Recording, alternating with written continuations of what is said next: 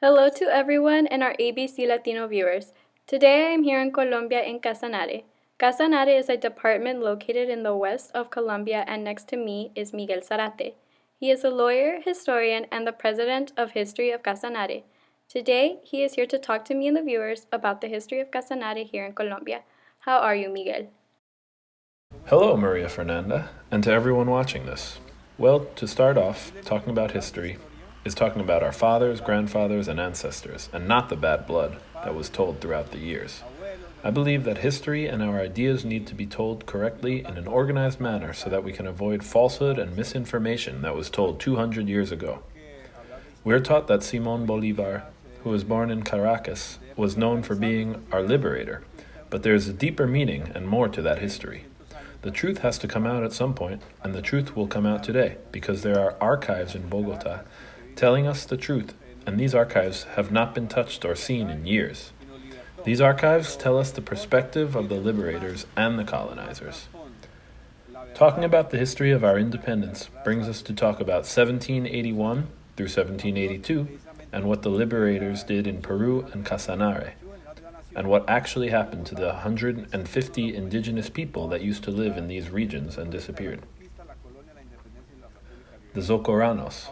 In other words, there was José Antonio Galán and Antonio Santos, and 29 years later, after 1808 and 1809, three young men, who were 21, 24, and 29, whose names were Rocio, Ricardena, and Salgar, came together in order to steal some files at a site called Arulama.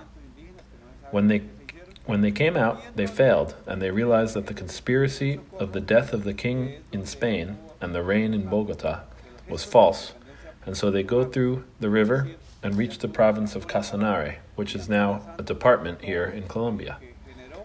We actually collide with Brazil to the left, and on the right we are next to the Republic of Venezuela. And so through that journey, they get to Orucu, and there they get to Sapore, and a lot of people, even the priests and the jury, support them because everyone was angry because they had come from a colonized and reconquered region. So that generated a lot of weaponry that was given to the revolutionary leaders, and Rocio and Ricardena were later taken into custody in front of Lucia because they came with 800 indigenous people to take down the reign that was in Bogota. Then, in 1809, they go and are captured and are given a trial in Pore, which was the capital of the province at the time, because everything came from the orient of the Inocas, and would go to the Meta, and would go to the largest towns this region had at the time. The names were Tamara, Lucia, Santa Rosa, and Pore. Then the route was built from Venezuela to the bridge that leads to Colombia. But continuing with the story.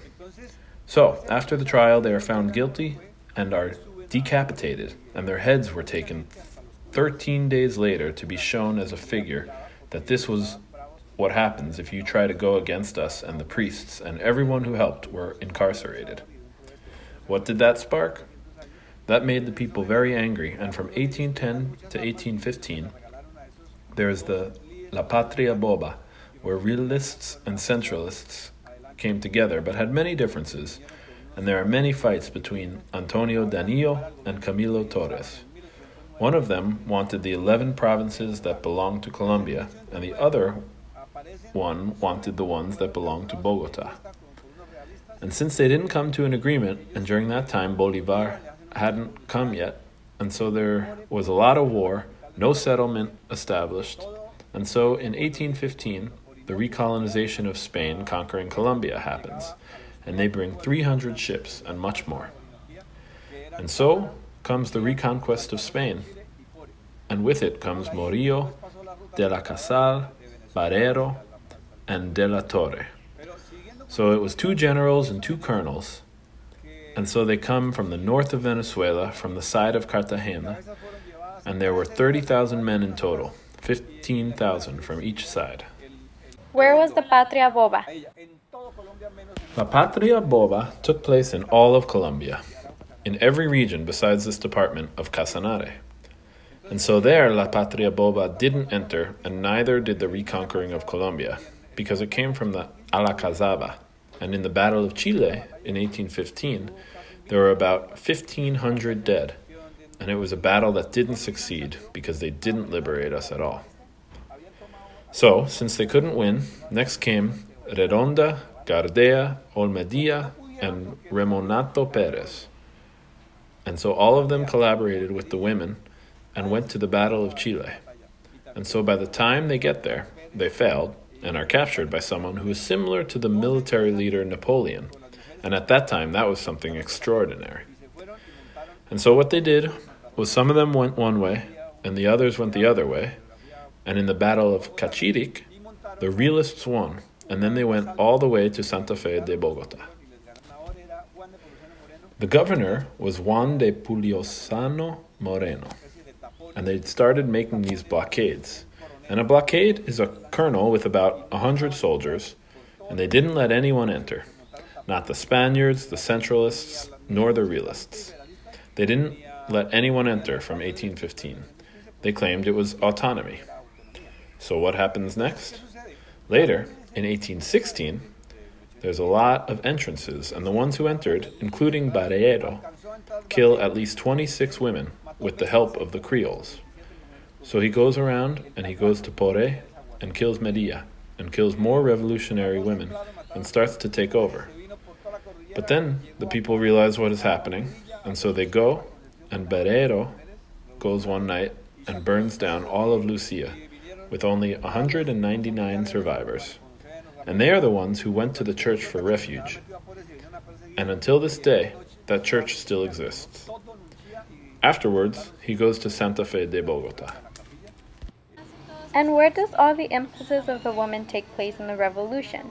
Because in school, we were only taught about the Pola. They tell us the history of the woman in the Pola, but what they don't tell us is about the 26 women who were murdered by Colonel Barreiro, and where their husbands were, and why they lived in Tijuana. This is something about history that was never told and isn't told as much today, and there has been nothing done to give these women the attention that they deserve.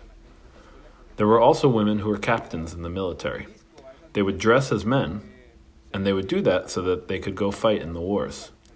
And so, when the battles were over, and when the survivors went to go and pick up the dead bodies, the survivors realized that the bodies weren't just men, but women's bodies that they discovered too. That was hidden throughout history, mainly because of the machismo that is still happening. And it's sad because these remarkable women are heroines and should be recognized for their bravery at the time. But sadly, this isn't taught to us. After 1815 and the years that followed, no one let the Spaniards enter, and so they went to Santa Fe. And there all the provinces were taken, except for the Casanare. There were a total of 11 provinces, and so Santander called Bolívar to help him with the problems Venezuela was facing, especially since Santander was worn out from the previous battles and from carrying a heavy Virgin Mary that he thought would help him and bring him prosperity. He then had to abandon the Virgin Mary because they were following him and he had to hurry. Once they got to Poré, there was a meeting with officials, and then they left, and during that time Barreiro was there and killed others, and when they left, Santander went and met up with Bolívar. Santander and Bolívar wrote each other over 300 letters from 1813 to 1821. And then Bolívar goes and fights, and in those letters, Bolívar tells Santander the problems of the provinces. Bolívar was also the type where he won a battle, but then lost too.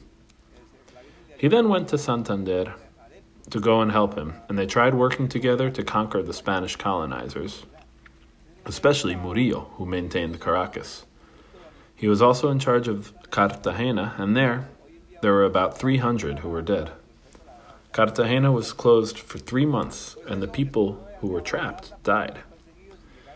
Once everything was reconquered, except for Casanare, that is when Santander left.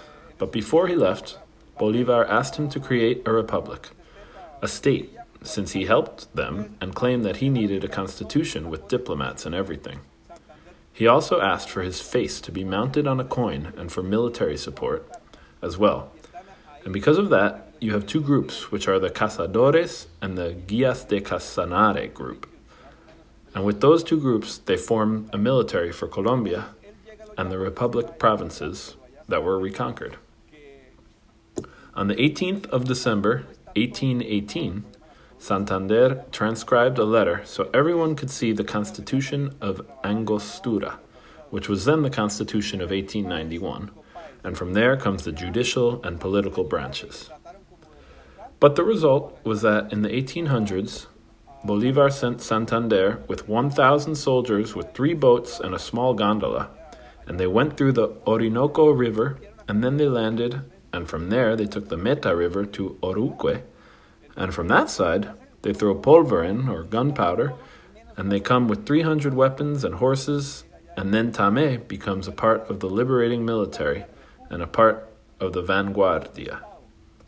And so a part of that military goes missing, and it becomes a part of the vanguardia military, and in the front is Bolivar and Santander, and in the back is the military carrying the weaponry, food, and other stuff.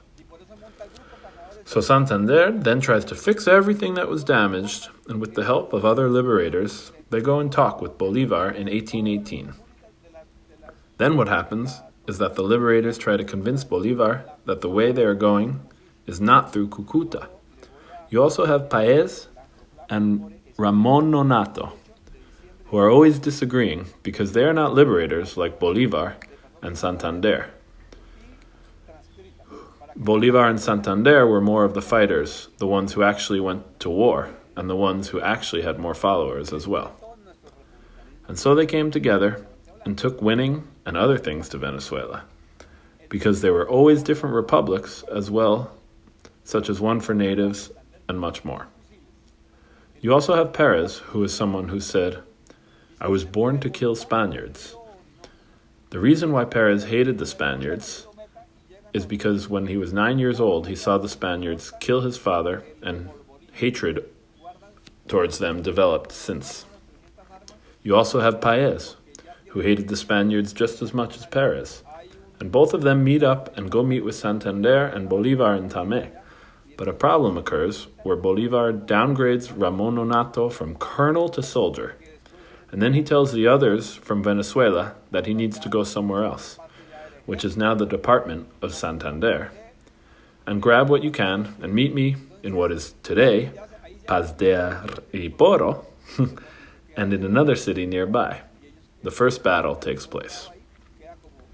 Then more battles take place up to El Pantano. El Pantano today is 200 years old. And so what happens is Bolivar finally arrives, and on the 8th of December, 1818, Santander signs the Proclamation of Poré, and then sends it to the English so they can send weapons. That way the British can come and help, especially since the British were very mad with Spain for using their land and helping Napoleon invade Britain at that time. So they go and help Bolivar and Santander. So Britain sends help, and when they get here, and Bolivar has eliminated Barrero and many more, he feels that he has succeeded and everything is finally over. Bolivar proclaims himself as president and Santander as vice president. There the story takes place, and 2 months later, Santander is in charge of all the orders, and Bolivar goes through the liberating route and goes behind Pamara and finally gets to a place called Ten. Today it is known as Tenlandia, but 200 years ago it was known as Ten. And so from there he goes behind this road and gets to Poré. And he meets with Juan again and tells him to join him again and to get him horses and to grab as much as they can so he can accompany him and go to liberate Venezuela. We were taught that Bolivar freed 5 republics, but today we have the 11 provinces, and then he goes and liberates Venezuela, and then he goes to the others. He then comes back around 1830, feeling betrayed because Santander and the others told him that they were the ones who were the leaders. And so Bolivar goes to Santa Marta, and from there are 2 theories. One of the theories is that by the time Bolivar got there, he arrived sick and died 8 to 9 days later since there were no antibiotics, and that there he also wrote his final letter. The second one is still unproved today. If a Colombian asks you when is the exact date of Colombia's independence, what do you tell them? I tell them that the first independence was in 1810 and that the second independence was in 1819. There are two. You have the first one and the second one. And that is precisely why we are doing this interview today, because this year we celebrate the independence of Colombia that happened 200 years ago, which took place on August 7th of 1819. And if you guys are interested for more info, please write us at abclatino.net and we will put you in contact with Miguel. Thank you.